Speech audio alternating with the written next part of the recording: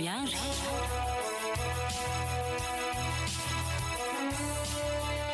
Mahatsangonoary ny vehivavy mahefa.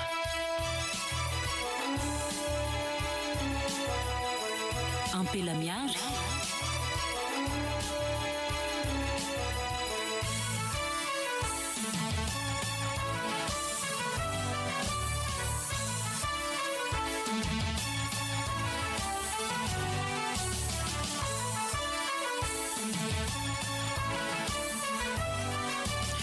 Araka izany tomboky lasy tomboky vavy dia tafiditra ato anatin'ny fandarana ampela miary isika amin'ny ity talata fa 2 ny volana aprily taona 2024 ity dia anterina ny arahaba ho anao izay misafidy hatrany iaraka amin'ny onjam-peon'ny radio Don Bosco amin'ny ity fandarana iarahantsika mandritra ny ora iray ity. Manantitra ihany koa ny arahaba ho an'ny namana Arliva izy no tekisianina iaraka amintsika ao anatin'izao ora iray iarahana ao anatin'ny fandarana ampela miary izao. Amin'ity anio ity ny vahintsika dia Ramatoa Margot mirabanao tompoko ary misaotra indrindra mankasitraka amin'ny fanekenao ivahiny indray ato anatin'ny fandarana. Mirabanao Madame Liva, miraban'ny teknisiana, indrindraindrindra miraba atsika rehetra izay manaraka an'izao fandarana izao.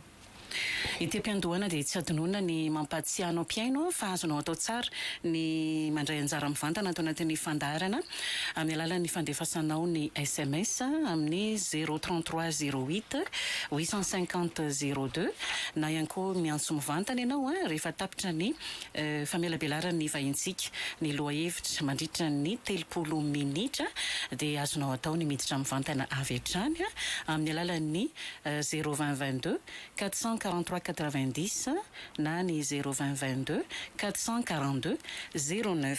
Zay no hoe lafa ny loha hevitra hoentin'ny Ramatoa Margot amin'ity anio ity dia ny hoe ny lanjany telo volana fahatelo mampirisika ho afa-panadinana sa ho manam-pahaizana. Ny lanjany telo volana fahatelo mampirisika ho afa-panadinana sa ho manam-pahaizana. Zany moa dia tafiditra hatrany ao anatin'ny loha hevitra manao hoe toy ny taonjezika ankady ny fanabeazana ka aina no fetra andao tsy ravoravo tanana. Raha topaza maso fotsiny aloha le loha hevitra Ramatoa Margot dia hoe lanjany telo volana fahatelo mampirisika ho afa-panadinana sa ho manam-pahaizana. Ohatrany atao hoe mifanohitra ve ny antony dia zao hoe matoa afa-panadinana aloha zany dia manam-pahaizana. Mahay zany matoa afaka. Io ianao aloha zany anazavana izay rehefa avy eo fa misy mihitsy ny antony sy ny tanjona ho amin'izay loha hevitra nalahatra izay. Ia, misaotra anao amin'ny fanontaniana. Ny antony aloha zany dia tena ao anatin'ny telo volana fahatelo tsika izao amin'izao fotoana izao. Ary ny fanamariana moa efa haitsika fa amin'ny volana jona daholo ny fanadinam-panjakana. Dia io zany le tena mahataitra atsika mpanabe rehetra na ny ray aman-dreny na ny any an-tsekoly hoe ahoana no atao fa efa telo volana fahatelo izao. Dia iresaka momba an'izay tsika karaha vao miteny hoe fanadinana fahatelo telo volana fahatelo indrindraindrindra dia inona moa na ho an-tsaina fa dia hoe haka-fanadinana izany ho afaka sa tsy ho afaka. Dia izay ny antony tena iresantsika eto. Ny antony anankiray koa nampidirana an'ilay hoe mampirisika ho afa-panadinana ve sa mampirisika ho manam-pahaizana. Ho hitantsika eo ny fanazavana azy rehefa avy eo fa izay zany aloha no antony. Mba tsara ho fantatry ny ray aman-dreny indrindraindrindra ny ray aman-dreny any an-trano no tena hitodiantsika bebe kokoa amin'ity anio ity zany mikasika an'izay. Fa ny tanjona mantsy dia izao hoe aleo mba mitovy tady dokanga ny mpampianatra any an-tsekoly izay mampianatra ankizy haka-fanadinana sy ny ray aman-dreny any an-trano izay manan-janaka haka-fanadinana. Zay ny tanjony zany hoe ao aorianan'izao famelabelarana izao dia mba malala zany ny ray aman-dreny hoe zao no tokony ho tenenina amin'ity zazy ity. Dia ny mpampianatra koa zany malala hoe zao no tokony ho tenenina amin'ity zazy ity. Ka le mampirisika ho afa-panadinana sa ho manam-pahaizana ray aman-dreny ny antso teto nametraka an'io hoe fampianarana malagasy amin'izao fotoana izao ve mampiana-janaka ny malagasy ho afa-panadinana sa mampiana-janaka ny malagasy ho manam-pahaizana dia nampidirintsika eo izany fa mifameno tsara ireo zavatra anankiroa ny resahana teo ireo. Mazava tsara, ia. Zay ny antony sy ny tanjona zay tokoa hoe aoriany ny fanarahanao an'izao fandaran'izao dia hoe anana an'izay fomba fijery itovizana izay ny ray aman-dreny mpanabe sy ny ray aman-dreny niteraka ary ny zanaka ao anatin'izay tontolo ny fanadinana sy ny fandrantona fahalalana na fahaizana izay misy ny fanontaniana mipetraka ao an-tsain'ny mpianatra hiatrika fanadinana amin'izao telo volana fahatelo izao.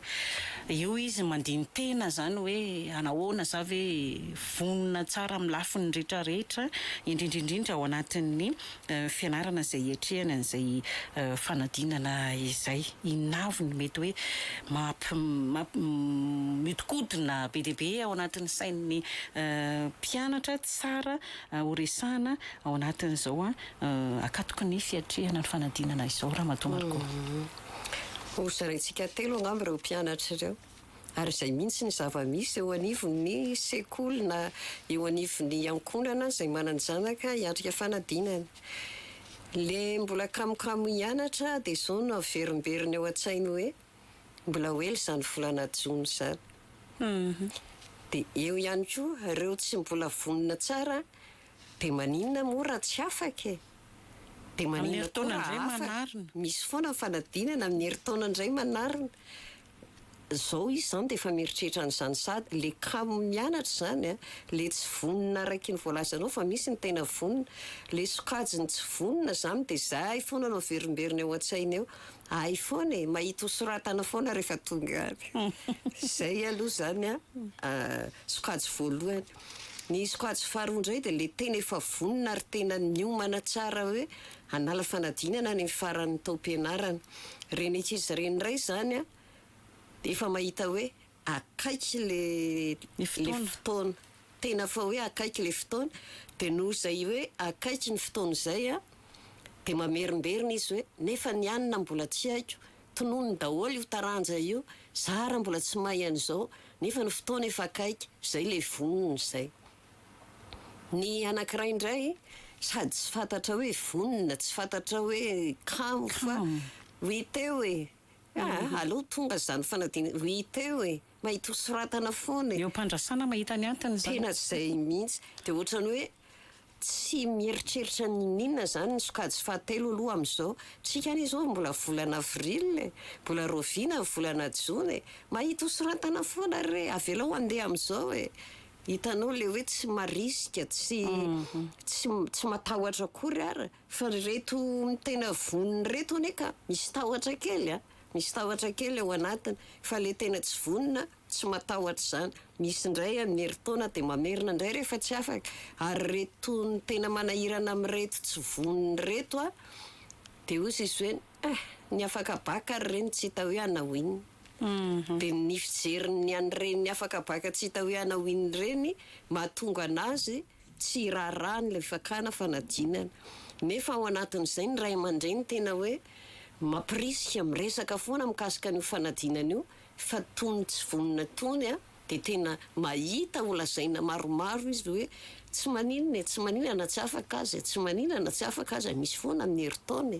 Zay. Zany hoe misy fiantraikany mavesatra ao anatin'ilay hoe mpianatra hiatrika fanadinam-panjakana zany ny tontolon'ny zava-misy iainana ao anatin'izay sehatra izay. Mandinika ny ankizy, indrindra ny ankizy manomana ny fanadinam-baccalauréat efa mahay mijery hoe inona ny zava-misy ao aorianany fakany baka raha ohatra ny afaka na tsy afaka. Dia efa misy fiantraikany sahady zany ny zava-misy manodidina n'ireo ankizy ireo zany misy fiantraikany amin'ny fanomanany fanadinana tokoa. Fa ho an'ny ankizy maka CP dia tsy mampaninona anazy ny manodidina azy. Ny anazy fotsiny dia hoe raha afaka CP dia omenareo inona, zay ihany ny azy. Fa ny ao amin'ny BPC indray eo zany mbola tsy manao oatra ny fisainany reto ankizy hoe omena inona nefa tsy mahatakatra koa hoe inona ny voka-dratsy ny zava-misy na inona ny voka-tsoa azo raisina amin'reto ankizy manala BPC reto zany. Ny fiainany ankizy afaka BPC zany a misy fiatraikany aminy fa mbola tsy hainy ny mandanjalanja hoe inona tsara zany le tena tokony atao amin'ity resaka BPC ty. Mazava tsara. Tsy mitovy ny afa-panadinana sy ny manam-pahaizana. Araka ny tenenina teo mantsy hoe mahatonga afaka fanadinana dia nahay ianao zay, nanala le fanadinana. Mety tsy hitovy ny hoe afa-panadinana sy ny manam-pahaizana. Mitovy fa tsy sahala. Samy manana ny anitra ho azy. Raha mitentsika zao hoe afa-panadinana dia le afa-panadinana zany dia tena hoe nisy fanadinana natrehana dia nahazo afaka ianao zany dia nahazo mari-pahaizana mikasika ny fanadinana natrehanao iny. Afa-panadinana aloha zay. Fa ny eto amin'izay no manahirana kely manoratra an'ilay manam-pahaizana Madame Liva. Azo soratana roa io. Misy manam-pahaizana teny iray dia misy manam-pahaizana misy tsipanohizana. Dia arakarak'izay zany a no anaovana ny famaritana. Raha ohatra ka le zavaitsika kely manam-pahaizana misy tsipanohizana sy ny manam-pahaizana teny iray mba ho azo ny tanora indrindra fa sao dia mba mipotra ny fanadinana any zany. Dia efa mahazo tombony nareo zany. Ny manam-pahaizana misy tsipanohizana aloha no jerentsika fa io no ampiarina any ampianarana io hoe tendronakambana manana fahaizana. Dia rehefa nalatsaka moa na dia soloana tsipanohizana ny efa miovam-pe hainy ankizy zany. Dia manam-pahaizana zany a io a ny dikan'io dia tena hoe ity zavatra ray ity ny anaranao dia naka fanadinana momba an'io ianao dia afaka dia manam-pahaizana momba an'io ianao zany. Fa ny manam-pahaizana kapobe ny teny iray dia le olona nanangona fahaizana be dia be, fahalalana be dia be eo amin'ny fiainana. Na inona io na inona vao misy resaka atao dia efa mahita olazaina izy. Miova indray ny loha-hevitra dia mahita olazaina foana izy zany hoe le olona amin'ny ankapobeny zany a le olona tena nandalina nampiatra ny zavatra ny anarany eo amin'ny fiainana manodidina azy. Dia zany rehetrarehetra zany tsy ho za hoe mitovy fa tsy sahala. Ny afa-panadinana tena hoe baka nalainao dia iny ny tena ny fotoranao mafy zany a dia azonao iny dia nahazo mari-pahaizana ianao. Dia iny mari-pahaizana iny zany mahatonga anao ilaza hoe manam-pahaizana momba an'izao ianao. Dia ohatr'izay a ny fahalalana mitambatambatra no atao hoe fahaizana. Dia ny matetika ny ankizy amin'izao tsy tia mandalina mihitsy fa hoe tia ny boky vakiana fa misy an'izao ohatra hoe takelaka nosinay dia iny ihany vakiana. Fa le olona mandalina manangona fahalalana mijery zavatra hafa ankoatran'ny nampianarin'ny mpampianatra iny. Kanefa ny ilainy amin'ilay zavatra anankiray. Ilaina amin'ilay zavatra anankiray tena izay mihitsy. Dia eo zany le tena miverina any amin'ilay hoe tsika ve zany ny fampianarana eto amintsika mampirisika ho afa-panadinana sa mampirisika ho manam-pahaizana. Dia izay ny tena tsara ho fantarina hoe mila fandanjalanjana zany a ny firesahana amin'ilay zaza hoe ianao mba tokony jereo ry ana fa manam-pahaizana. Dia tsy hay io aloha na manam-pahaizana misy tsipanohizana io na manam-pahaizana amin'izao fa arakarak'ilay olona miteny sy ny zava-misy resahana zany a ny ao anatin'izay. Ka io amin'izao telo volana fahatelo izao indrindra mantsy ny tokony ampidirana zavatra maro be ao amin'ny sain'ilay zaza izay hiatrika fanadinana. Ka ny afa-panadinana mira na angona fahalalana ianao dia nahazo mari-pahaizana mikasika ny fanadinana nataonao iny. Fa ny manam-pahaizana amin'ny ankapobeny averintsika ihany le hoe manana fahalalana be dia be. Misy ara tsy ny anarana tany ampianarana fa izy ihany nandalina nahatonga anazy manam-pahaizana. Dia ny mpiaino moa zany manana ny heviny mahakasika an'izay fa izay ny hevitra azosika voaketo aloha hatreo. Mazava tsara. Ny torohevitra ho an'ny mpanabe roa tonta manoloana andreo zanaka sy mpianatra zany hiatrika ny fanadinan'izay amin'izao 3 volana farany izao atao hoe misy ny olona mieritreritra ny 3 volana farany no mavesatra indrindra dia amin'ny sasany indray no famaritany azy dia hoe efa maivamaivana satria efa miomana amin'ny lafiny rehetrarehetra fotsiny sisa miandry ny vanim-potoanany fanadinana fa antany amin'ny 3 volana faharoa nefa ny asa mafy be. Ny torohevitra aloha zany dia voalohany tokony tovy sika ny fampirisihana an'le ankizy, ny ankizy hiatrika fanadinana ka ny zavatra tokony lazain'izy roa tota tiatsika ho lazaina amin'ny 3 zoro fanabeazana dia ny ray aman-dreny sy ny mpampianatra mpanabe any an-tsekoly. Tokony samy milaza hoe any amin'ny fanadinana tsy misy zava-baovao fa zay ny anaranao ihany no hitsapahana ny fahaizanao satria matetika any amin'ny ny taratasy mpanadinana ireny dia izay no lazainy ao hoe fitsapam-pahaizana momba an'izao dia ireny zany ny voalohany tokony ampitaina amin'izao 3 volana fahatelo izao indrindra ampitaina ao amin'ny sainy ankizy hoe tsy misy zava-baovao any, nataonao ihany no hitsapahana ny fahaizanao, zay nazavaina taminao ihany no hitsapahana ny fahaizanao. Na izana tsy izany anefa dia mila mikaroka ihany koa ianao manampy an'izay fahaizana izay fahalalana nomeny mpampianatra tany an-tsekoly izay. Ireo zany no zavatra voalohany indrindra fanamboarana ny toe-tsain'ireo mpianatra hiatrika fanadinan'ireo. Dia faharoa, mila fanomanana ny fiatrehana fanadinana, mila miomana tsika ray aman-dreny sy mpampianatra manomana fa ny mpianatra mila miomana, mila mahay miomana hiatrika fanadinana ihany koa zany mpianatra anankiray. Ny fanontaniana mipetraka moa matetika dia hoe misy mahay any am-pianarana fa tsy afaka fanadinana dia boriborontsika fotsiny hoe tsy mahay maka fanadinana.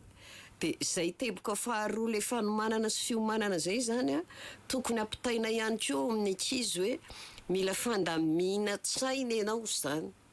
Le fandamina-tsaina zany no tena tsy ampy amin'le ankizy ka zao 3 volana fahatelo zao indrindra no tokony miezaka mandamina ny ao amin'ny sainao ianao zany fa ny ao amin'ny sainao ihany no antoky ny hoe ahita ho soratana sa tsy ahita ho soratana any amin'ny fanadinana. Ny fanontaniana mety hipetraka zao dia hoe fa maninona ny sasany tsy mahay maka fanadinana?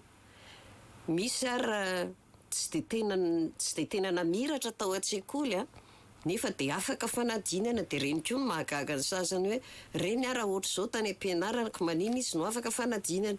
Dia ilaza sika hoe nahay maka fanadinana, le mahay maka fanadinana zany na inandamina ny saina izy. Ohatra ny raha raisitsika amin'ny ohatra tsotra dia ohatrany hoe misy armoara anankiray dia misy karazana lamba ao anatiny. Dia le nandamina n'le lamba tena mahita hoe eto ny akanjo, eto ny lobaka, eto ny t-shirt, eto ny ohatr'izao. Dia rehefa tonga ny fotoana ilana azy, tonga dia fantany hoe eto dia sy tonina moramora. Tsy mila mikaroka ela be. Tsy mila mikaroka.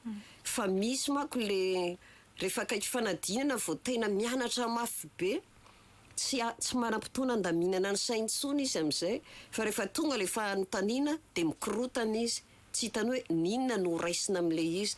Dia izay fandamina-tsaina izay zany anisany tena hoe zava-dehibe ho an'ny mpianatra izay hiatrika fanadinana. Dia n'izao 3 volana fahatelo izao dia efa mianatra mandamina tsara ny ao amin'ny saina zany ny mpianatra. Ny fahatelo dia mila fahatokisa-tena.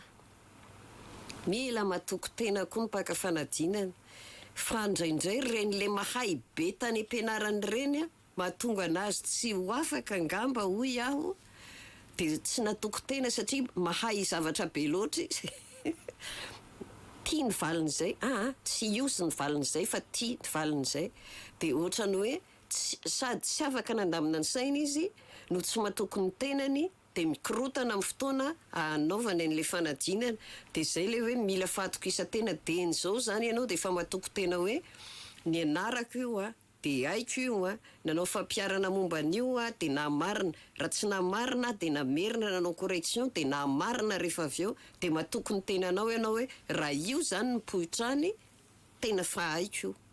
Mila fitezan-tsaina ihany koa ngamba ao anatin'izay hoe mila matoko tena ny mpianatra hiatrika fanadinana, fa tsy izy rery ny mila matoko tena, fa tsika rotota koa ny ray aman-dreny sy ny mpampianatra mpanabe any an-tsekoly koa tena tokony ilaza amin'io zaza io hoe ainao io, efa nataontsika io, ainao io raha io mipoitra any fanadinana.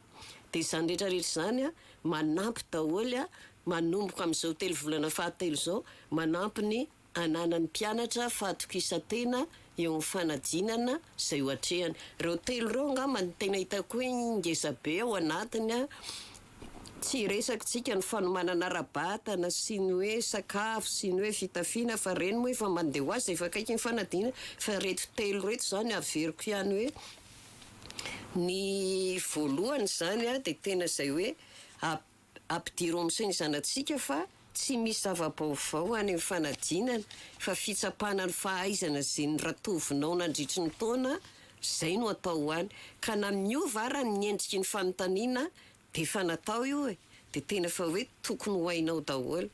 Dia ny faharoa le hoe mila fanomanana rat-saina zany, dia n'izao dia efa lamina tsara ny ao anatin'ny saina raha aza miandry ho farany vao hoe hanao révision, fa zao dia efa tomboitsy kelikely ny révision fa zay fanombohanao ny révision, ahavitahanao ny révision amin'ny taranja rehetra no miteraka n'ilay fahatokisantena atao miteboka fahatelo. Rehefa vitanao, satria raha mbola mandeha anao hoe tena mbola tsy hanao révision an'izao fanadinana efa tongotra kely, andraso aloha fa hiary torokely anao an'ity, fa mikorotana daholo ny ao amin'ny sainao. Misy fiatraikany. Misy fiatraikany. Dia zay zany le hoe tokony den'izao dia efa mitaizany tena, atoko tena ny mpianatra, indrindraindrindra ihany koa tsika ray aman-dreny manampy azy atoko ny tenany arakarak'izay zavatra vitany. Fa indraindray koa ny ray aman-dreny raha ianao io dia tsy afaka, jereo ny notinao, jereo ny notinao, jereo ny notinao. Zay zany tsy tokony atao ntsony amin'izao, fa tena hoe efa natao io. Mety rehefa tonga any koa izy mahita hoe zao ny endriky ny fanontaniana tany, mety aminy na tsy hainy taty am-pianarana azy dia zany rehetrarehetra zany anampitsika ny mpianatra hiatrika fanadinana mba hanana fahatokisantena.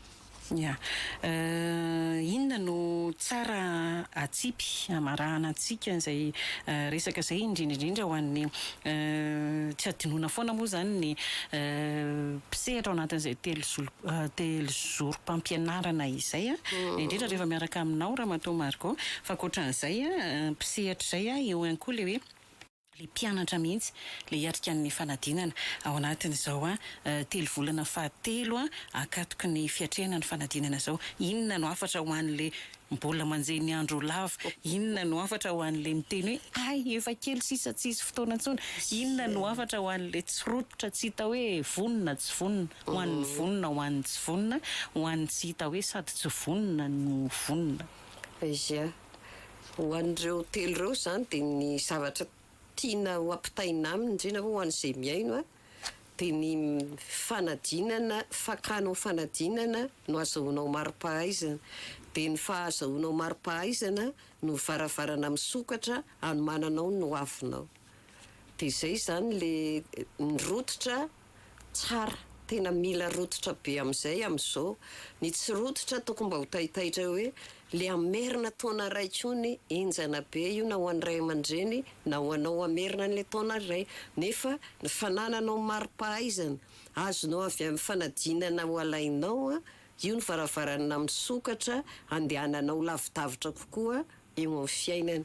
Zay koa mantsy izao tokony ho hain'ny ray aman-dreny koa ny raha zay ny hoe afatra ho ny ray aman-dreny aza mampatahotra ny ankizy, aza mampatahotra ny ankizy aka fanadinana na CPE fotsiny ara no alainy tsy fotsiny moa zany ho any ankizy 20 taona, zava-dehibe ho azy zay fanazanantsy zany. Tsika ray aman-dreny tena tokony hoe antoky ny fahafahana fanadinana amin'ireo zaza ireo ihany koa arakaraka izay lazaintsika hoe ilaina foana ny mari-pahaizana na ho aizana eo na ho aiza, nefa ianao tsy azo mari-pahaizana raha tsy maka fanadinana. Dia io fanadinana azona mari-pahaizana io zany ny tena hoe miantoka ny ho avinao fa tsy very mandeha zany manam-pahaizana.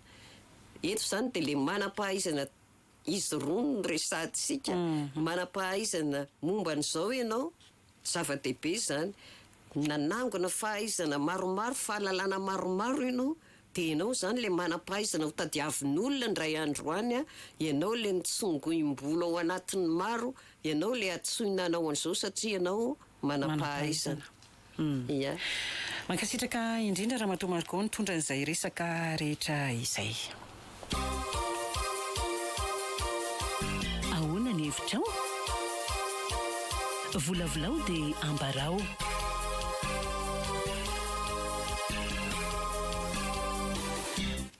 eny ary tafiditra ato anatin'ny tapany faharoa amin'ny fandarana isika andraisana ny fanehoan-kevitra na ny fanontaniana na ny fijoroana vavolombelona ihany koa avy aminareo mpiaino amin'ny alalan'ny SMS na ny fidirana mivantana atombontsika amin'ny SMS efa voninato tena mafilo be ny zanako première S tia telefônina loatra torohevitra analana azy amin'ny telefônina.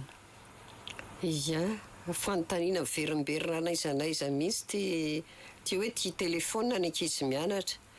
Ny voalohany aloha hoe iza ny vidin'ny telefônina dia rehefa ny vidin'ny telefônina avetsika ray aman-dreny mba nisy fepetra hoe izao ny ilanao an'ity ohatra. Nisy fepetra ve le izy. Indraindray nefa le telefônina misy recherche, misy fikarohana kely azony ankizy atao amin'ny alalan'ny internet sy ny sisa. Dia ireny zany mila fampiresahana aminy hoe inona moa ny tombontsoa azonao amin'ny telefônina. Aza tonga dia mandrara fotsiny ianao hoe apetrao iny, fa ianao no vidin'le telefônina aloha voalohany, dia izay no mila tokony ho fantatritsika ray aman-dreny. Ia. Miarahaba tompoko? Salama tompoko. Fantarona hoe fijoroana vavolombelona fahitako zavatra misy amin'ny fiainana andavanandro le lazaiko eto. Eny tompoko. Fa allo? Miainanao tsara? Ny azany ny zavatra hitako tokony atao mahita olona manam-pahaizana mipetraka amin'ny plasy tsara afaka miasa reny zany tokony atao exemple ho hitan'ny ankizy hoe tsy hoe mampitahana azy hoe maintsy ho hitovy amin'iny olona iny ianao fa ampitehona azy tombontsoa lehibe ny rehefa manam-pahaizana. Dia ny anankiray koa le hoe rehefa hita le fiarahamonina manodidina fa tsy ampantoto an'ilay zanaky ny tena alao ny zaza raha miasa ary ny reny alao mba manam-potoana ny reny ohatra hoe ny atoandro izy entina sakafo miaraka amin'ny tena atirina mianatra fa tsy dia metehatra loatra amin'ilay manodidina eo fa manindra ankizy ihany koa manodidina indraindray. Sotranao indrindra tompoko. Ia. Ny SMS manaraka ny aly fototry ny fampianarana sy le fanabeazana mihitsy no olako beazana mba ho mpiasa fa tsy ho mpamorona asa mba ataovy mifanaraka amin'ny vaninandro. Marina mihitsy zany. Ny antsika eto zany dia nampianarina ho mpiasa. Hatramin'izay mihitsy, hatramin'izay lampisy fampianarana teto dia izay foana hoe mba hiasanao amin'izao, hiasanao an'izao, fa mbola tsy misy tonga amin'ilay hoe mamorona asa. Mbola tsy hany ny rafitra ara-pampianarana eto amintsika, mbola tsy mitodika loatra any amin'izany hoe mba hamorona asa ho an'ny tenany. Fa ny antsika dia hoe mba ho mpiasa amin'izao, ho mpiasa an'izao, ho mpiasa an'izao. Dia izay ngamba ny mila hoe hovaina koa raha azo hovaina ny rafitry ny fampianarana hoe mba hatodika any amin'ilay hoe hamorona asa ny zaza malagasy ampianarana fa tsy hoe hiasa amin'izao na hiasa amin'izao. Ny manaraka manana zanakavavy 12 taona za ny dongy analabaka izy fa tsy navelako nanao satria hitako hoe tsy afaka manenjika zavatra roa izy dia tezitramiko izy dia milongolongy classe de première. Hatramin'izao mbola milongolongy ve nefa efa tamin'ny volan'inona ny inscription any baka ny natao. Izy zany mety na toko tena hoe mety ho vitako io. Nefa sady manenjika an'le première ifindra terminale izy no andeha hanenjika anao baka. Tsika moa efa nitenen'izay foana teto. Fa na zanatsy zany hita hoe banga be raha vao mandingana. Miarahaba tompoko? Allô? ia afaka mbola miditra mivantany nareo mbola manana fotoana malalaka tsara sika fa toy izy atsika amin'ny SMS indray aloha sady ho afa-panadinana no manam-pahaizana zany hoe mampianatra zanaka sady ho afa-panadinana no anam-pahaizana zany tsara zany raha maharaka tsara n'le hoe afa-panadinana sady manam-pahaizana ahoana moa nandroatany azy tao teny roa sa teny ray teny roa misy tsipim-panohizana teny roa ia raha isika vetivety ty antso ty dia aveo tsika miverina amin'iny miaraba tompoko salama tompoko en fait hidraikely amin'ny resaka loha hevitra teo hoe fampianarana ndraiky izy aesa ho afa-panadinana le izy en fait za manana zandry dia izy mbola seconde dia nanontany izy hoe inona ny safidy anao série A sa anao série B ka ny sitrapony dia anao série B nefa fantatra tsara ny tsy fahaizany matematika dia nitanjony ao anatin'le izy dia hoe mba ho afaka baky izy tsisy neniny dia ny conseil-nay moa tanatin'le izy hoe raha te hifonsa amin'ilay matematika ianao manao dia ianao série A2 dia ao hoe ianao fonsa an'ilay matematika fa mahay zavatra koa ianao nefa natan'izany sady afaka baka dia tsy haiko hoe mety ve izay hevitra izay satra tompoko mankasitraka tompoko sotranao mety le hevitra satria nazavainareo aminy hoe ato ny lalana mety kokoa aminao sady mahay zavatra ianao no afa-panadinana raha ity ny lalana lehanao fa tsy fantatra moa le zaza ve nanaraka an'izay tokoa fa ny safidy no safidy aloha le ankizy dia azavaina aminy ny vokatry ny safidiny raha ohatra hoe mety aminy le safidy dia azavaina aminy hoe zao ny vokatsoa azonao amin'io raha hitantsika ray aman-dreny fa tsy mety aminy le safidy ohatra n'ilay ankizy ena mifolo taona teo fantatry ny ray aman-dreny hoe tena mbola tsy afaka hanenjika zavatra anankiroa fahalalany ray aman-dreny zany tsy vitany io fa misy io zany efa ray aman-dreny mahita hoe vitanao io fa ataovy na première ianao vitanao io dia arakarak'izay zany le zava-misy fa tsara le hoe sady manam-pahaizana no afa-panadinana tsy maintsy ho afa-panadinana vao manam-pahaizana toy izy atsika le SMS ray teo sady manam-pahaizana no afa-panadinana dia manam-pahaizana teny roa no nanoratany azy eo zany misy zavatra nokendrena misy tanjona efa napetraka zany le manam-pahaizana teny roa hoe dianatra dia mahay an'ity manam-pahaizana teny roa izy fa rehefa mitambatambatra reny dia manam-pahaizana ianao zany hoe misy zavatra resahana momba an'izao dia mahay ianao manam-pahaizana ianao zany be fahalalana ianao zany ao anatin'le izy ia fa misy fanamarihana kely fotsiny tiako atao hoe matetika koa le manam-pahaizana raha vo tantara be loatra n'le zavatra hainy dia lazainy olona hoe eo koa mba miseho be fahalalana eo nefa ianao zany tena hoe tena mahay ary nitanjona anao dia hoe ampita n'le fahalalana azonao dia eo zany tsika miteny hoe ny manam-pahaizana koa tokony misy fihetsika mba tsy hanafotoana an'le olona miaino anao koa zany dia mila stratégie hafa koa zany le hoe ahoana fo ampitako n'izany fahaizako zany izany fahalalako zany amin'reto olona miaino reto ny SMS manaraka indrisy eraisika aloha ny antso miaraba tompoko salama tompoko tenenina zany amin'le resaka le hoe ankizy hiditra hoe anao série anao série D na série C na ohatrohatr'izany hoe manana ny tiny le ankizy hoe mba hanoroana lalana azy zany hoe zao ny ataony izao dia inona aloha ny buany ho ataony amin'ny fiainana rehefa vita amin'ny baka le rehefa izy moa zany rehefa hoe ao classe terminale ny ankizy tokony hoe avola any amin'ny première angamba dia efa misy foana fanontaniana hoe anao inona mbola kely dia anao inona rehefa lehibe anao inona rehefa lehibe dia izay zany eo no ahafahana manoro hoe zao zavatra tianao atao rehefa lehibe ty zany no ataonao fa raha ohatra fotsiny hoe hiteny hoe zao no mety aminao fa tsy hainao ny matiera zao na zao dia tsy mety lizy fa raha tianao ny anao série C izao zany reto matiera reto ohatrany hoe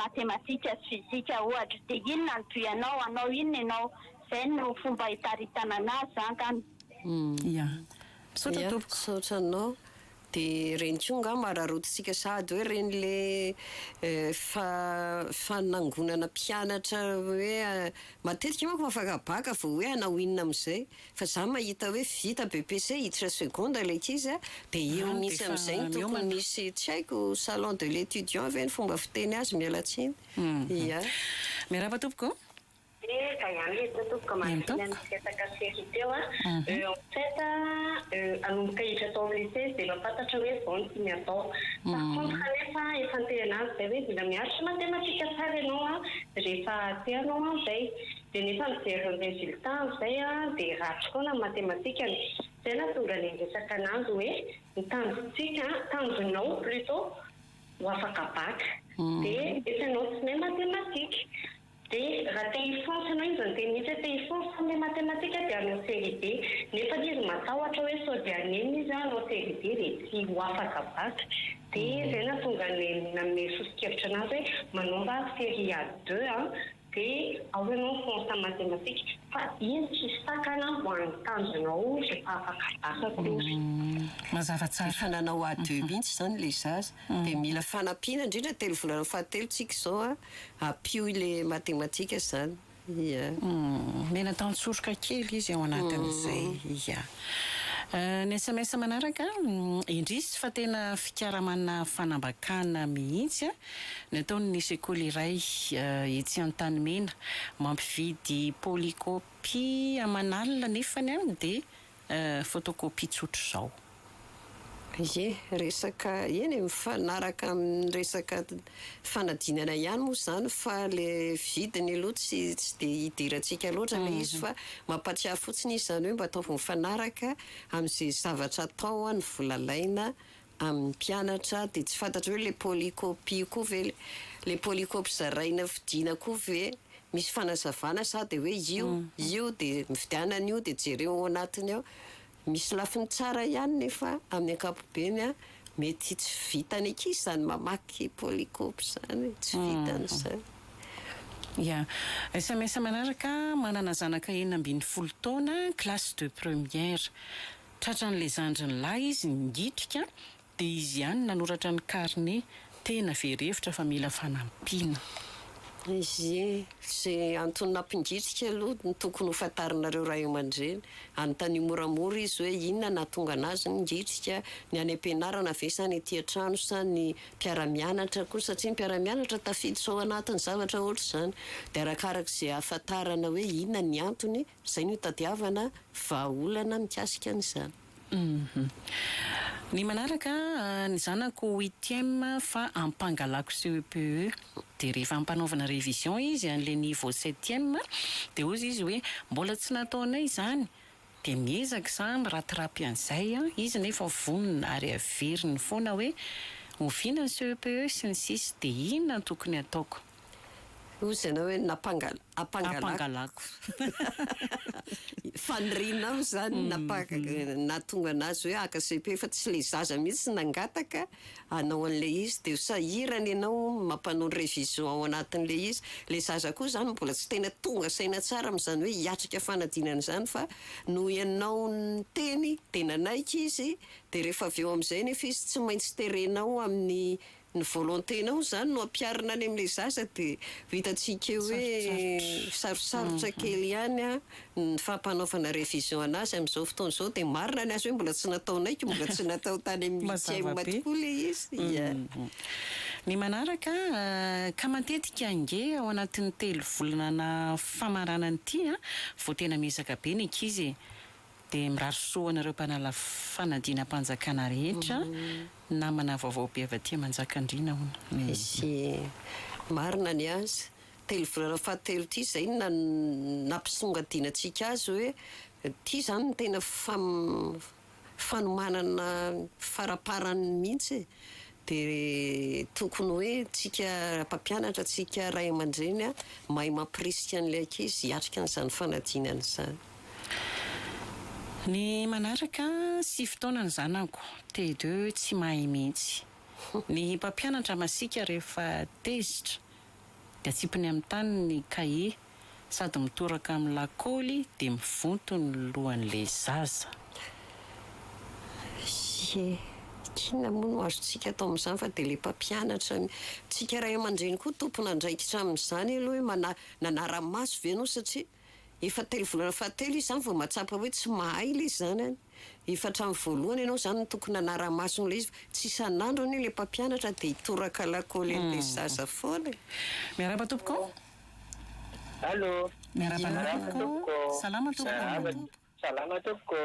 Saotranareo amin'le fandaharana ho an'izay manao an'le fandaharana dia makasitraka fa naiza misy toerana dia maheno anareo ary tsara be le fandaharana satria mahakasika amin'le fampianarana. Voalohany aloha tao anatin'le izy mihitsy iza le hoe azafady kely le hevitra teo hoe mampianatra hay ny lanjany telo volana fahatelo mampirisika ao afa-panadinana sa ho manam-pahaizana. Dia mitovitovy any izy fa izao zany mba teneniko n'ilay ankizy mila homanina foana le izy fa iza tena tao anatin'izay tabidiko tsara tamin'ny efa ela za moa zao efa 15 taona nanala CP tamin'izay kambana menada izahay dia tena nisan'izay tena mahay le anabaviko mbola teo 3e premier foana izy izany efa tany amin'ny 2e dernier any 3e dernier tany foana fa ny zavatra tena tadidiko hoe tena mafy tamiko le izy satria tsy nomaniko le izy zany fa satria nantony tsy nanomanako azy na andeha jery salina eo mitsakotsakonenina hoe raha mba nianatra dia mba afa-panadinana dia nanao table manga zay le tanjona tamin'izay fotoana zay. Inona ny zavatra eny fa natrampampianatra dia miteny mihitsy hoe ianao tsy ho afaka ianao ohatran'izao fa saotran'Andriamanitra moa na izany na tsy izany satria dia tena afaka fa le anabaviko indrisy fa tsy afaka nefa izy dia tena mahay dia izay le ilaina le fitoniana rehefa manao fanadinana isika mpianatra satria tena mila fitoniana io dia mila koa mivavaka isika rehefa manao fanadinana satria tsy takatry ny saitsika misy hery hafa hery avy amin'Andriamanitra zany le izy izay ny fomba fahitako n'le izy dia tena mivoaka adalàna le izy fa dia makasitraka fa tsara rakizy miomana foana izao dia miomanana le fanadinana fa tsy miandry ny kisendrasendra satria ny zavatra ianaranao ihany mipoitra any dia misaotra indrindra tompoko amin'ilay fandaharana dia mirary fo mankasitraka anao. Tsisy ambarana ampiana zay raha matao maro dia tena voalaza tsara dia lasa voaina ny antsipriany daholo dia zay le hoe mahay fa tsy afa-panadinana ny anankiray dia indray tsy mahay fa afa-panadinana. Ny manaraka tiany atao daholo ny zavatra rehetra teanao droit dia avy eo indray hoe teanao communication dia avy eo indray hoe teanao journalisme dia farany teo interprète inona ozy izy ny mahatonga an'izany izy zay anankiray tena tiano atao aloha zany no tena tokony hoe ifitorany tsara fa ireo zavatra tany sainy rehetrarehetra eo azo akambany ireo afaka mianatra droit ianao fa rehefa manao communication koa ianao dia afaka mianatra ho interprète azo atao daholo fa nifandaminana anazy fotsiny zany ina mahatonga an'izany be ambition be fahavononana be le zaza tena tiany atao daholo ny rehetrarehetra dia azo ompina izy amin'izany amin'izao ianao manao aprisiana mihitsy ary izy fa vitany io satria zavatra tsy mifanalavitra be le zavatra tiany atao rehetra. SMS manaraka misy ve ny hoe don tena misy zaza tsy dia mianatra lesona nefa tena mahay ny ray indray tena mianatra nefa tsy dia ao loatra tena misy ve ny don tsy haiko hoe ahoana ny amalinan'le hoe tena misy ve ny don satria misy ankizy mora mandray zavatra miainy fotsiny izy dia voarainy io dia zay ve le tianao atao hoe manana don le ankizy tsy voatery hoe don le izy fa le sain'le zaza mihitsy zany ny voavolavola mora mandray zavatra ka misy tena tsy mianatra lesona fa vao manazava ny mpampianatra dia hainy io misy anefa mianatra lesona mamerimberina an'io fa tsy tafavoaka an'io ao amin'ny sain'le zaza tsirairay zany mahatonga n'le izy tsika tsy afaka teny hoe tena don ve zany. Ny manaraka hoe za manana zanaka vavy efatra ambin'ny folo taona anala BPC nefa kamo fo maraina sady tsy mety hianatra lesona mihitsy fa be famaliana be sady be lalao. Io le nyresantsika teo hoe mety tsy te hianatra lesona izy satria fa voarainy tsara daholo le fanazavana mpampianatra miankina amin'ny résultat zany no ahitana hoe izy kamo tsy mahay fa izy mety hoe izy kamo fa mahay dia arakarak'izay zany no ahitana hoe ahoana ny torohevitra omenan'le zaza izy le tsy mianatra lesona tena le mifofotra be. Io manko ny antsika le mifo maraina no eritrerentsika hoe reo tena mazoto be tena mianatra mafy be fa misy tena le arak'le voalazan'le SMS teo aloha hoe tsy hoe don fa tena hoe ny sainy mihitsy ny mora mandray zavatra arakaraky ny zava-misy ao anatin'ny ati-dohany eo zany mahatonga an'le izy. Ny manaraka raha ny tanjona amin'izany dia aleo ihany afaka manam-pahaizana toy izay afaka tsy manam-pahaizana satria ny manam-pahaizana dia mahafantatra ny tokony ataony sy ny tsy tokony atao fa ny tsy manam-pahaizana indray dia mbola baraingo ny amaranany azy. Ny tsy manam-pahaizana zany dia tsy dia tena feno loatra ny fahalalana momba ny zavatra rehetra dia aleo zany ny afaka manam-pahaizana. Mbola ilay manana zanaka vavy 12 taona teo ihany amin'ilay fiovaovan'ny zavatra tiany atao rehefa afaka baka izy nefa io tratran'ilay zandriny mingidika eo tena very hevitra. Izy zany le tratran'ilay zandriny mingidika tena noratra kariny hoe raisitsika aloha ty antso ty dia valitsika izay avy eo miaraba tompoko. Verina kely any satria le hoe manam-pahaizana teo hoe don ve le izy tena tsy don ny fianarana araka izy tena tsy don fa tena misy zanako vavy matory indray teo amin'ny 7e izy narana fa teo amin'ny 7e nanomboka 6e izy tena tenenao izy andana mianatra manao sary ny ataonao inona ny teneniny anay iray aman-dreny tamin'izay ozy hoe zangy mianatra ny ampianarana fa ity kosany tena tsy nahita anazy nanokana eny fa hatramin'ny tany amin'ny université za mbola tsy hitanay nanokatra ka eto ao an-trano fa ny zavatra ataony dia tena tonga dia tsy miteny ianao satria tena anisan'izay olo tena namiratra amin'ny fianarana izy isaorin'Andriamanitra moa fa dia efa miasa izy amin'izao efa tena niainana zany dia izay ny nengo hoe tsy don le izy fa mahaiza mandray zavatra dia mamerena ary manontany rehefa misy zavatra tsy azo. Mazava tsara andao ary eo makasitraka tompoko. Dia raisitsika izay le mananjanaka vavy teo ihany amin'ny fiovaovany amin'ilay zavatra tiany atao. Dia izy le tratrany ngitrika dia le nanoratra le carnet dia hitan'ilay zandriny verihevitra ny ray aman-dreny. Mahaverihevitra tokoa zany le zava-misy fa misy antony le nampingitrika anazy ihany ny fototra io rehetrarehetra io. Zay ny tokony hofantarina dia rehefa fantatritsika izay dia zay no ananarana n'le izy tsy dia tena hoe ilay mingitrika ane misy zavatra tiany atongavany misy zavatra tiany aseho atsika ray aman-dreny dia zay ny tokony ho afantarantsika hoe ina moa nampingitrika azy zany fa nefa izy tena hoe raha ny fahalalana anazy akapobe ny fotsiny amin'izao dia tena hoe tehana ho zavatra be koa le ankizy. Miaraba tompoko. Manahoana tompoko. Salama tompoko. Tena tsara be le hevitra. Misaotra tompoko.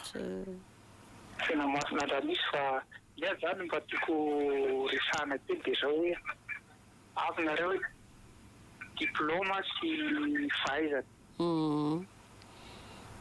Reo zany tena tsy atsarana mihitsy reo fa raha manasaraka aloha dia tena tsy mety ny mpianatra satria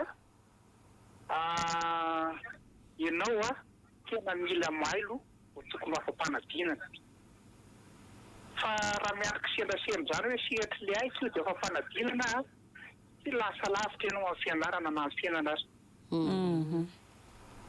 Ka noho izany za zany mampisy an'le zaza malagasy hoe tena mianara tsara ary ataovy anatin'le saina manety ito le zavatra haiko ty dia tsy afaka amitsy misy mara-pahasarotra hay natao hoe manam-pahaizana fa ny diplômy manaraka amin'ny fotsiny fa zany hoe ny olona mahay zany misongadina foana na iza azy iny nataony dia ny olona mahay songady foana.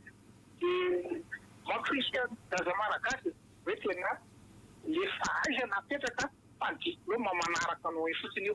Fa naizana izy alehanao na mana diplôma be tapiny ianao ka tsy dia afaka loatra amin'ilay fahaizana ijerijeren'ny olona fotsiny ianao. Fa vao manao fotsiny olona tia namay olo tia zay ilaina. Mazava Ity zany fa zavatra kely mba angatahako raha mba mety hoe fanazavana aminareo. Ny tompoko. Misy sekoly zay ety aminay ety zao ny problema kely hoe zareo zany ny mpianakovanareo raha vao tia mahazo moyenne le classe d'examen somary zareo kely hoe tsy kandidana hoe dia tavafoly aminareo mangatsaka sosotivitra hoe mety zany staty. Mankasitraka tompoko. Misaotra aloha amin'ilay fanazavana voalohany mikasika ilay hoe manam-pahaizana fa tena manamafy an'ilay voalazantsika tokoa hoe tsy afaka misaraka ny diplôma sy ny fahaizana nefa le fahaizana ny tena zava-dehibe ao anatiny. Mazava be ilay fanazavandray aman-dreny teo mikasika an'iny fa miverina amin'ity ilay hoe classe d'examen dia raha ohatra ka tsy mahazo moyenne dia kisaka hoe mandreny jery tsy dia mety miaraba tompoko. Miaraba tompoko. Salama tompoko. Ia, ankehitriny eto Madagasikara tena lasa le fahazoana diplôma no mivaingana. Fidina. Fa le fahaizana tena ambany be. Izao ny antony mahatonga amin'ny teny an'izay. Matoa misy reny karazana foitina sujet be da be hatrany amin'ny CP fa lasa misy foitina sujet efa tena fa zava-doza. Dia tadidio koa fa ny akamaroan'le antsoina hoe faradoboka reny dia hiazakazahana ahazahoana diplôma reny fa tsy ahazahoana fahaizana sy fahalalana. Ankehitriny eto Madagasikara tena tsy hoe ohatrany ahoana ny fomba hanovana an'izany zavatra misy zany fotoana ny fanavaozana zao fa tena zava-doza fa dia tena tsy azakazahana hahazo diplôma no betsaka. Rehefa tonga amin'ny sehatry ny asa nefa reny olona reny dia tena hita hoe tena mbola tatanana, tena mbola tsy ao mihitsy le fahaizana sy fahalalana. Na indrindra ny tokony isy amin'izao fotoana dia ny fahaizana sy fahalalana dia tokony hamoronana asa ho an'ny tena. Nefa efa sady efa miasa manolona mbola tsy mahavo tena noho le tsy fahalalana sy ny tsy fahaizana fa diplôma nefa mameno paosy. Engaviana mihitsy amin'izao fotoana izao zany mba ho matotra be amin'ny lafiny fampianarana indrindra mba tsy azakazahana loatra ny amin'ny fahazahoana diplôma fa ny ahaizana fahalalana tsy fahaizana indrindra ny fahendrena. Makasitraka tompoko. Mazava tsara. Misaotra indrindra fa tena nafy zavatra betsaka le voalaza teo. Ny manaraka mangataka aloha hevitra amin'ny fianarana tokony ataon'ny ankizy rehefa afaka baka araka ny série nofidiny avy izy dia ny zanako mantsy izy série SD inona no tokony ho ataony 17 taona izy. Tsika moa tsy afaka hanao publication nety fa dia izay fotsiny hoe araho fotsiny ihany hoe misy fanazavana momba ny orientation professionnelle moa zany ny filazany azy dia manarahany reny dia any izy mahitany hoe inona ny tokony ataony. Mankasitraka fa tena tsara ny fandarana izay koa mankasitraka anareo manaraka tsy tapaka hatrany. Ny SMS manaraka ihany koa dia hoe ny zanaky ny zokiko izao rehefa akaiky fanadinana vao mianatra lesona be efatra amin'izay izy no manao io fomba io zany fa afaka foana. Efa izay zany azy ny fandaminany ka mahay mandamina izy na dia hoe izao izy vao mianatra be dia hainy tsara mandamina an'ilay izy voafehany tsara ny zavatra ianarany fotoana faraparany asa. Za tamin'ny nakabaka tamin'ny herintaona dia nataoko résumé amin'ny taratasy daholo ny lesona mba tsy hianarana be amin'ilay cahier iny intsony indrindra amin'izao efa faraparany izao. Zara izy zany. Tena izay ilay fizarana mety tsara izay ilay fandaminana izay. Ny zanako aka CEP hoe amin'ny herintaona 12 taona izy izao inona ny fanomanana tokony atao aminy fa 16,5 de moyenne izao a dia mba tokony ho voatazony io na mba mihoatra. Ahoana ny fomba atao mba ahomby tompoko? Mariako fa zaza fahatelo izy a, somary zaza tsy dia taitaitra, tsy be famaliana fa somary manana fahasarotana amin'ny fanehoan-kevitra. Misaotra tompoko. Ya, raisitsika aloha ny antso dia isika ny SMS iny. Miarahaba tompoko? Miarahaba tompoko. Salama tompoko. Salama tompoko. Marina mihitsy ny tenin'ilay ray aman-dreny teo a. Satria mety izy amin'izao a manana diplôma fa tsy manam-pahaizana dia avy eo menomenona hoe tsy manana asa zay aiza ny fanjakana morona asa. Satria tsy afaka mitrandraka zany hoe inona no tokony atao fa midesita fotsiny hoe manana baka dia efa nefa rehefa hoe manana baka dia tsy mieritreritra hoe inona le asa fa mieritreritra an'ilay diplôma posy. Satria ny baka amin'izao fotoana izao zany raha vao tsy polisy na misy fanampiny a dia tsy mahatafavoaka. Nefa eo ihany koa tsy ny diplôma koa nefa mahatafita fa mitrandraka ianao zany a araka ny tenin'ny ray aman-dreny Général Ramakavely mialatsy manona anarana le hoe rehefa min'Andriamanitra talenta ianao a na tsy manam-pahaizana ianao mampiasa ny talentanao a dia tafavoaka foana ny fiainana. Fa zay mahavoan'ny ankizy tanorantsika ankehitriny hoe manana baka dia tsy te hiasa na dia hoe any amin'ny zona ary fa mitaingitaingy tamboho dia fanjakana ve amin'ny asa fa tsy maintsy manam-pahaizana ianao aloha vao miasa e. Afaka miasa amin'ny tenanao ihany koa ianao. Mankasitraka tompoko. Anao amin'izay fanamariana lehibe zay. Ny SMS atao raha valintsika aloha ilay AKCEP amin'ny herintaona dia 12 taona izy a. Ina ny fanomanana tokony atao 16,5 de moyenne izy zao a dia mba tokony ho voatazony io na mba hoe mihoatra. Ahoana ny fomba atao mba ahomby? Zaza fahatelo izy a, zaza tsy dia taitaitra, tsy be famaliana, somary manana fahasarotana amin'ny fanehoan-kevitra. Mieritreritsika mahafinaritra be aloha le fiomanana. Tena zany efa hitan'ilay ray aman-dreny daholo ny momba n'ilay zaza. Zay zao ny tombony lehibe amin'io zaza io a dia ny fanomanana zany a ianao fotsiny mampiomana anazy hoe aka-fanadinana amin'izay ianao. Zay fa hainao hatramin'izay a no hitsapana ny fahaizanao rehefa tonga ny fakana CEPE dia toy izy foana zay fa nataonao hatramin'izay aloha hitazomana an'ilay 16,5 hatramin'izao. Fa tsara le ray aman-dreny maraka tsara momba ny zanany io a. Tsy dia taitaitra. Be famatiasa taitairana koa fa velao andeha fotsiny amin'izao. Ampirisihana azy indrindra raha ny toetra miambo moa zany dia ampirisihana hitazona zay hatrany hitombo hatrany zay toetra miambo ao anatin'izay. Eny ary tapitra ny fandarantsika dia mankasitraka indrindra Ramatoa Margot tondra izay resaka rehetra na nodidina ny atao hoe lanjany telo volana fahatelo mampirisika ao afa-panadinana sa ho manam-pahaizana isika dia mankasitraka ihany koa anareo rehetra izay nandray anjara tao anatin'ny fandarana. Isaorantsika ny namana Arliva ny katsa ny sera teknika, teo ihany koa ny namana Lanto dia aza tonona fa miverina ny fandarana amin'ny sabotsy alina amin'ny valosy sasany amin'ny radio zany a dia ny chaîne YouTube ny RDB live ihany koa azonao iverenana ianona indray ny fandarana ary ny rdb.mg. Ny fotoanantsika manaraka ho amin'ny hery ny anio toy izandray. Veloma tompoko. Veloma tompoko.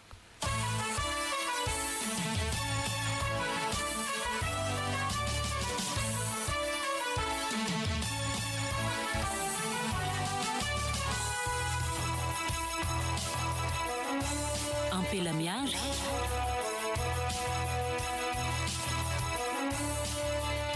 Mahatsanginoary ny vehivavy mahefa.